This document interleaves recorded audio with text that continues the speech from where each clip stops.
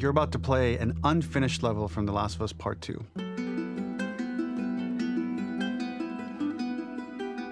The reason we added this section is there are a few sequences, and we picked the 3 of the best ones, that we cut from the game. You know, often we build a game that's much bigger than what ends up being the final product.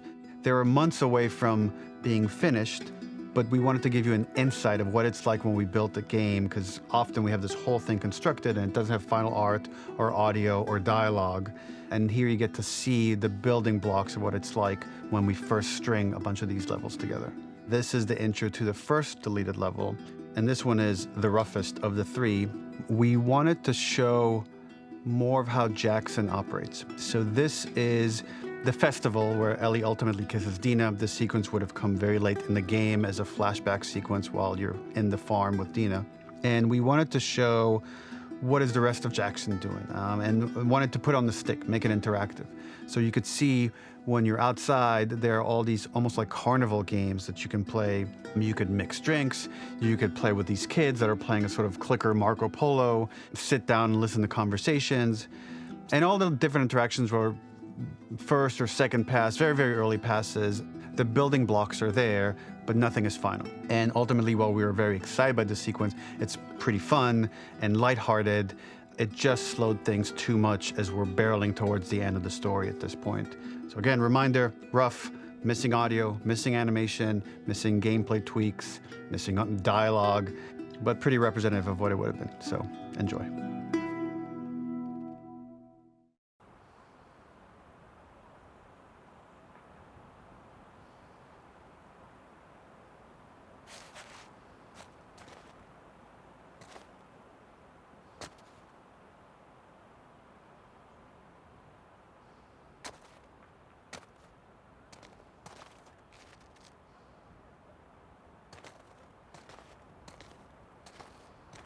Originally, this level was going to transition us to farm.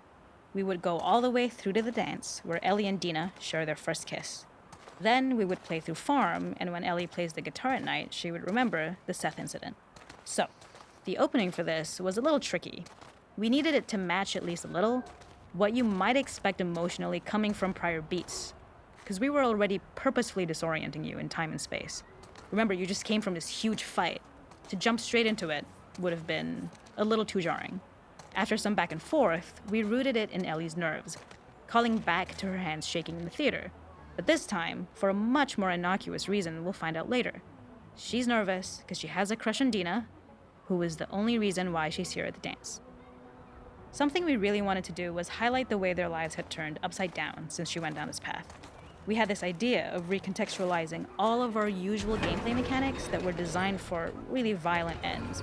The workbench, door bashes, throwable weapons, and even the infected, which is my personal favorite. Peppered throughout the level are moments of levity or shared history, all the while seeing how happy and mundane they all were before her huge revenge odyssey.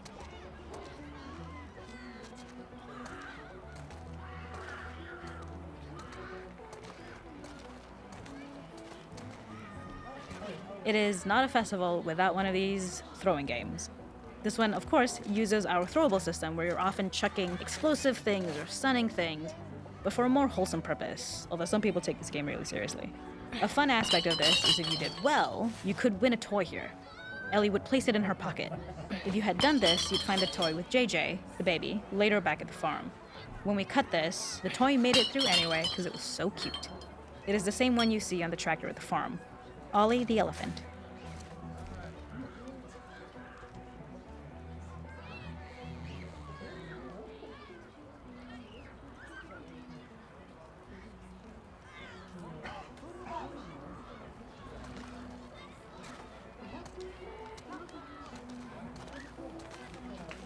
The makeup artist is pretty simple.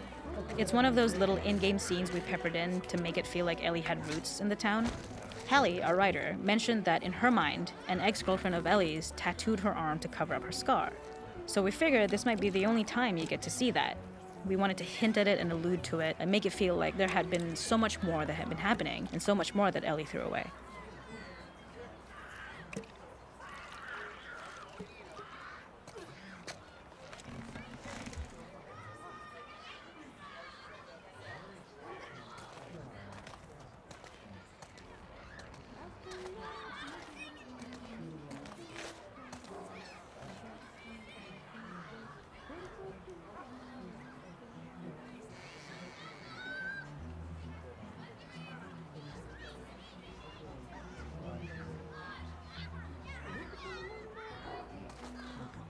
This is one of my favorite sections because I think that it achieves both the slice of life aspect of Jackson while also being a stark reminder of how dark the world that they live in really is. To attract attention and curiosity, one of the kids was supposed to make this adorable, messed up little clicker impression, and the others would giggle. We tried a version where if you got close enough, the kid might try and follow you a little before turning back. Since clickers are blind and move by echolocation, for this game of messed up tag, Ellie must close her eyes and listen for when the children give themselves away. The thought was that these kids are in relative safety. They still grow up with the dangers of clickers and runners, and all those lessons would embed themselves in the games that they play. When the festival got cut, they tried to preserve this moment and move it to the front of the game where the snowball fight is, as a tutorial. However, being in the headspace of a clicker doesn't really teach you how to deal with them. Eventually, it evolved, and they instead made the snowball fight, which was, I think, way more effective. For me, it's character illuminating that not only does Ellie know this game, she plays along. There's a familiarity with the kids that's really nice to see, especially because it's such a difference from the Ellie we see later, who has a sort of hollow normalcy that she's trying to get with JJ, but kind of fails.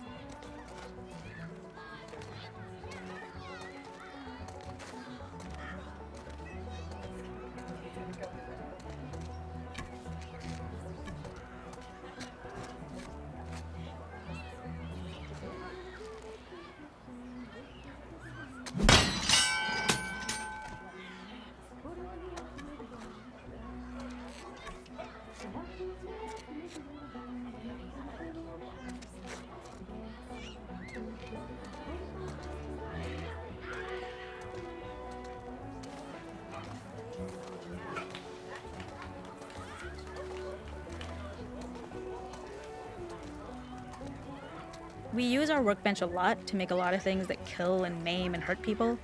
Here, we had the silly idea of using the same feel, harkening back to the same animations, using the exact same UI to instead fix a drink. Like the workbench, you could pick your base, and then you could add something to it. And at the time, we had some different reactions from Ellie based on how strong you chose to make the drink. Something we wanted to prototype, though, before it got cut, was picking up some ingredients around to add, like a lime or maybe a bottle of someone's favorite whiskey or salt, like you were earning upgrades. We also toyed with having Ellie carry around the drink you made and occasionally sip it, psyching herself up to go talk to Dina inside because she's nervous.